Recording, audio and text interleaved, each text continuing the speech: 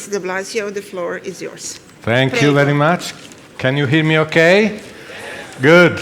I see so many known and friendly faces. David, Nils, Gunnar, Bas, and everybody else. I'm just taking time because waiting for other people to get back from the coffee break. Guillaume. Tony. Fernando. Okay, ready for a ballad? Just taking time.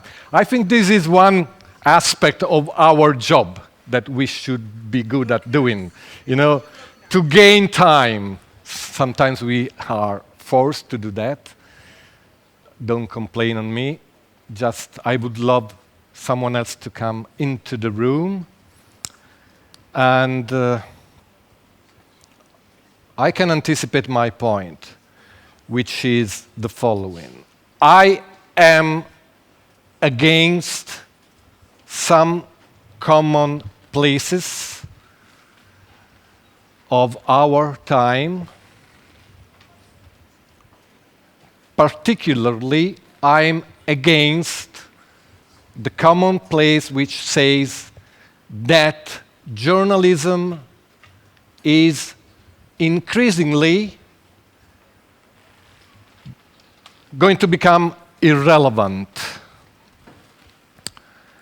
because everybody can make news, everybody can communicate, and the world of communication is becoming bigger and bigger and bigger, which is absolutely true because of the web, because of the social networks.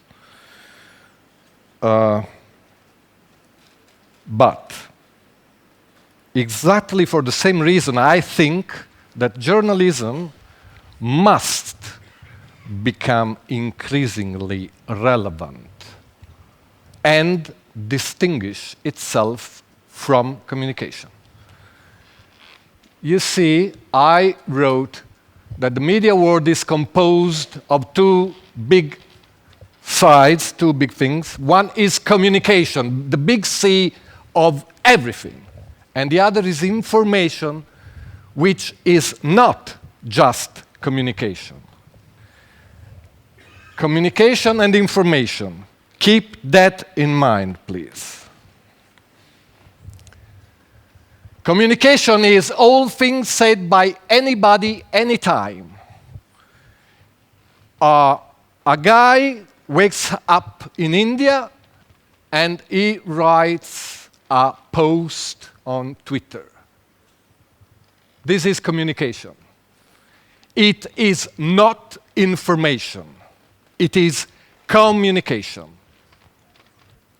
I think this is basic. It could even be considered banal, but we should get back to basic stuff because there is confusion at the moment between communication and information. Communication is all things said by anybody, anytime. Information instead is specific and relevant news produced by recognizable professionals. So it is not a guy who wakes up in India and writes a post on Twitter, Facebook, Instagram, whatever. Information is specific and relevant news produced by recognizable professionals. So again, the distinction must be clear between communication and information. Communication is increasing. Communication is a big C. Communication is whatever is happening at the moment into my mobile phone and into your PCs. Information is different. Let's get back to these basics for our sake. Communication is citizens using web and social media even in anonymous forms. anonymous, even in anonymous forms. This is communication. You perfectly know that you can change your name on Facebook, on Twitter, wherever you like. So you are not recognizable as a real person. This could be communication. Citizens using web and social media, even in anonymous forms. Information instead is journalists, not citizens, not everybody. It's journalists using certified media and Putin signatures. Okay? I'm being extremely basic, but it's important because sometimes we fly too high and we forget the basics. And I'm saying that to myself first. That is why we have a confusion between communication and information, which leads to fake news, lack of credibility, in another word, chaos. Confusion between communication and information. Because if everybody is making information, the outcome, the result, is fake news, lack of credibility, and chaos. Because it is not true that everybody is making information. Everybody is making communication, not information. And this is vital for our profession that I believe in, that I want to defend, that I spent all of my life for. That is why it's important. My profession, to be a journalist. I fought for that. I believed in that. I spent my life for that. So I do not accept the confusion. I don't want this confusion. We studied for that. We worked for that. We fought for that. We made sometimes sacrifices for that. So I would love this to be clear. I don't want the confusion between communication and information, not just on people's level, but institutional-wise as well. But there is a problem, and the problem is that the young generation, millennials, web people, they do not always realize the difference between communication and information, which is a little bit clear to us, but not to the young generation, because they're born surrounded by mobile phones, PCs, web, social medias. So for them, the distinction that I'm making is not clear. It's not their guilty, it's not their fault, but it's like that. Young generation, they do not always realize the difference between communication and information. Our challenge, therefore, our challenge as journalists, as people working in the information field, is this. Journalists must make information clearly different from communication, showing that credible and serious information is vital in society for all the reasons other people said better than me before, for democracy, for the quality of democracy, for the level of democracy, for the exchange of crucial information, vital information, not just in politics, but in our environment on a general level. Okay? Journalists, so is us, must make information clearly different from communication, showing that credible and serious information is vital in society. What is the ideal context to win the challenge, to win this challenge? I seriously think that the context to win this challenge is regional news, local information, proximity journalism. for some reasons that I'm trying to tell you now. Why? Because closeness between reporters and public makes easier and quicker for the public the evaluation of local information. The environment that we are working in, regional news, local journalism, this environment create a closeness, a proximity between the journalists, the reporters, and the public. So the public can check it better. Of course, if I live in Novi Sad, I can check the news about this city in a simpler way than the international news, for example.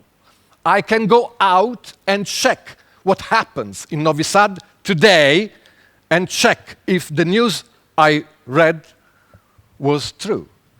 Just a basic example. But I cannot check what is happening in Russia or in the United States. And this creates a distance, a gap, which we cannot feel, actually. This is the relation between the public and the information, on an international level and on a local level. That's why the challenge in regional news could be won,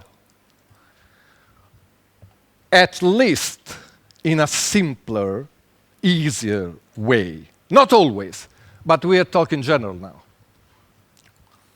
But there is a possible problem, the B side of this argument. Proximity may result in an influence of people on journalists because many people have contact, if not friendship, with local journalists. This is the backside, this is the B side. Okay, I live in Novi Sad. As a member of the public, I could know personally, on a personal level, the journalists living and working in this city. So I can put an influence on them. And I'm not just thinking of a malicious one. I'm not just thinking of a malicious influence, but also the normal, regular influence that can establish between two people that know each other. I could have a tendency not to say completely 100% the truth if it's not positive of a person that I know on a day-to-day basis. It's a natural human tendency, and this could be a problem. This is the backside, okay? It should be clear we have a positive side because people in the public, our people on a regional level can check that we are saying the truth, if we are saying the truth, of course. But the B side is that there is a risk of being influenced that we should fight. So the necessary attitude is strong ethics is due when working as journalists on a regional level in order to avoid problems deriving from close acquaintance with local people. If we are strong, clear, firm, with our shoulders upright, we can have friendship, we can have contacts on a daily basis with people that we are working with in our city, in our environment, without being influenced on a bad level, in a bad way. It depends on our ethics, so it depends on us. And for this, we should be trained for that, we should study for that, we should work on ourselves every day, making clear first on ourselves that this is the target and that this is the problem that we have to fight. So the professional tools to get to the target that I'm talking about are training, qualification, upgrading, meetings like this, for instance. Opportunities to exchange opinions, to talk to each other, to confront situations, associations. Again, where you can talk of common experiences and exchange expertise. These are the professional tools that we have to increase. I think the higher we go on the hierarchy in the news organization, the less we have training, qualification, upgrading of the professional tools. It's wrong. I myself, I need training.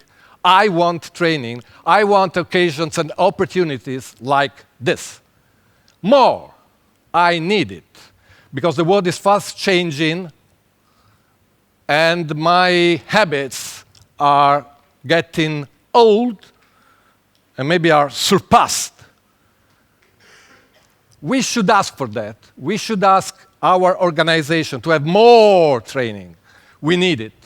More qualification opportunities, more upgrading chances. Because now it's becoming sort of a war. The transition we are living in is becoming like a war. Or at least we perceive it. I myself, I perceive it as a war. And it needs arms, as in all wars, and the refinement of arms. Thank you very much.